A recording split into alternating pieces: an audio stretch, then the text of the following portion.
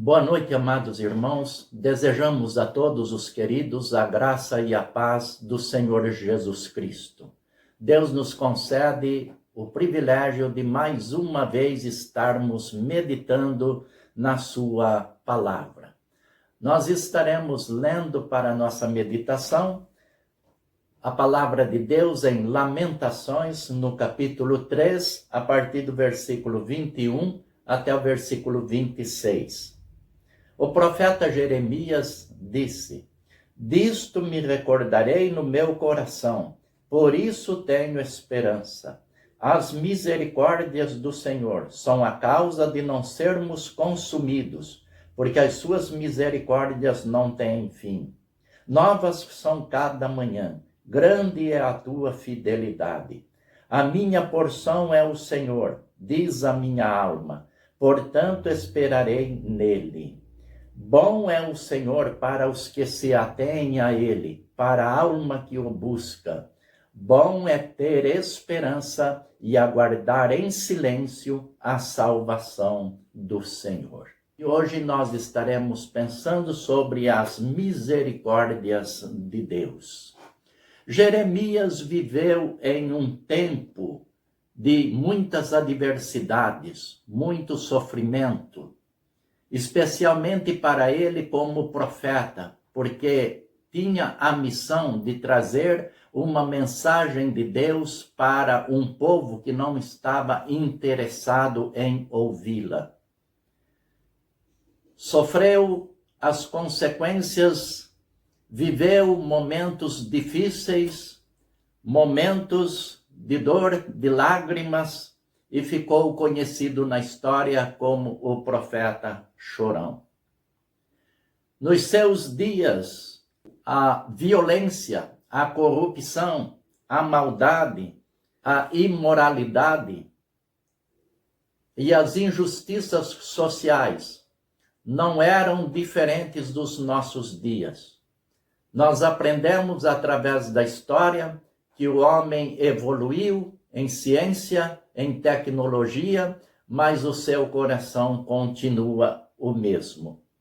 E Jeremias sofria psicologicamente, espiritualmente, vendo o povo que Deus escolheu, o seu povo, afundado em pecados, num lamaçal da imoralidade, da violência, da idolatria e de todas as demais perversidades. E através do profeta Jeremias, Deus anunciou a correção que ele enviaria ao povo de Israel.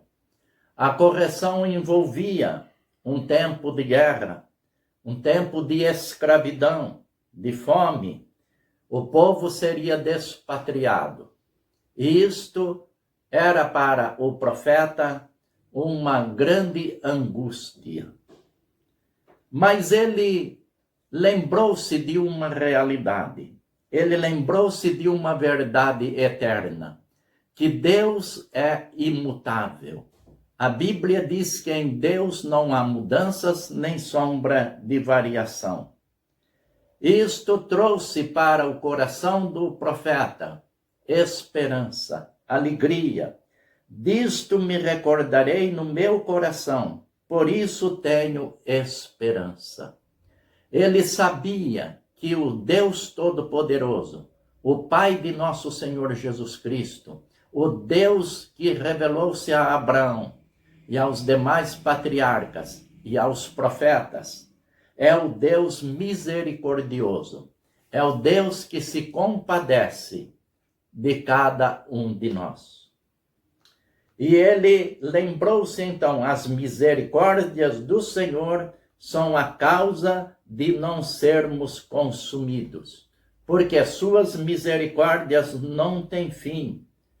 Por esta razão estamos com vida, por esta razão temos saúde, por esta razão temos o privilégio da existência, das amizades e de continuarmos na vida social.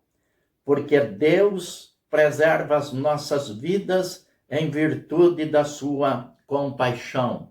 não em virtude dos nossos méritos, mas em virtude da sua bondade. Jeremias disse uma verdade profunda, dizendo que as misericórdias do Senhor novas são cada manhã, e grande é a fidelidade de Deus.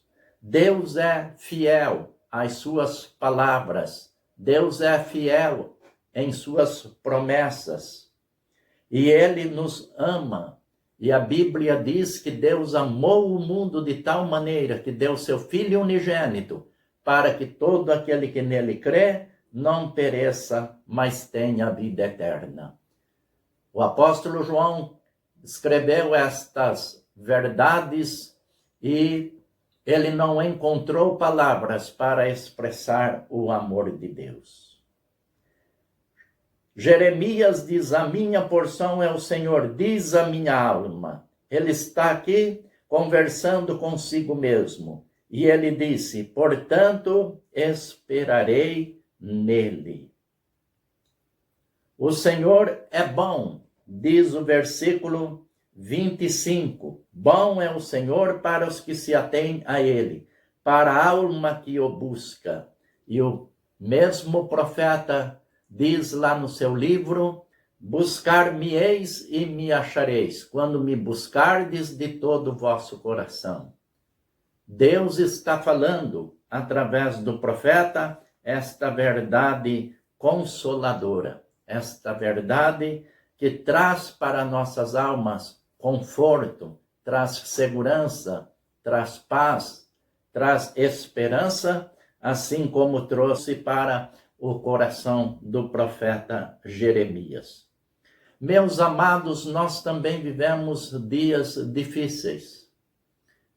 Na atual conjuntura que estamos vivendo, são dias de muita violência, muita maldade, desonestidades e toda sorte de males que permeiam a vida social, política e até religiosa. Mas nós devemos fazer como o profeta, se aproximar de Deus, buscar a Deus, se ater a Deus e assim encontrar forças, encontrar disposição para perseverar na fé, confiando em Deus, dependendo dele. O profeta Jeremias está dizendo: bom é ter esperança e aguardar em silêncio. Então, crendo na bondade de Deus, na sua misericórdia, na sua generosidade, na sua justiça, nos atributos que Deus possui, suas qualidades benditas, e evitar, ele está dizendo, aguardar em silêncio. Isto significa sem murmurações, aguardar em silêncio, sem questionamentos, aguardar em silêncio, sem blasfemar contra Deus, questionar a sua bendita vontade. Aguardar porque o Senhor traz salvação. No tempo dele. No tempo dele, ele corrige. No tempo dele, ele ensina. E no tempo dele, ele salva, ele liberta, ele transforma. O povo que ele escolheu, naqueles dias, precisava de correção. Estavam perdidos na prática do pecado. Foram levados cativos para a Babilônia. Ficaram lá como escravos por 70 anos. E depois Deus os restaurou, trazendo parte deste povo de volta à terra de origem, a Jerusalém. E nós vamos ver em outros livros a história da reconstrução da nação de Israel.